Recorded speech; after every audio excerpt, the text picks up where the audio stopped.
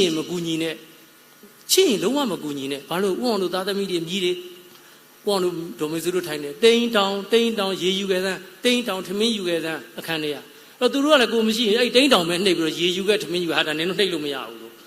ကလေးတွေကစားတိန်းတောင်နှိပ်ပြီးတော့ဘာမှမလုပ်တော့ရေလည်းမချိုးတတ်ဘူးဆယ်နှစ်သူကသူလည်းထမင်းမစားတတ်ဘူး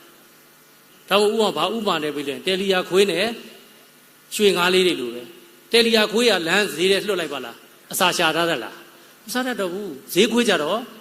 မလေးဈေးခွေးရရှာတတ်တဲ့ယူနွေးဘူးလဲတိမ်တတ်တယ်လက်ဖေးတိုင်းမှာဘဲချေချင်းနေကောင်းလဲဝင်ဆွဲလိုက်မယ်အဲ့ဒါဈေးခွေးပဲဥအောင်တော့တယ်လီယာခွေးလားဈေးခွေးလားဈေးခွေးကိုယ့်အိမ်မှာနေလို့ဘာမှမလုပ်ဘဲနဲ့ငိုးတို့ထိုင်နေရင်ကိုလည်းတယ်လီယာခွေးအဲ့ဒီရွှေငါးလေးတွေကြည့်လိုက်လေခဲရွှေငါးလေးတွေဖမ်းပြီးတော့ချောင်းနဲ့လွတ်လိုက်ပါလားနာယူဝက်သူတည်သွားမှာ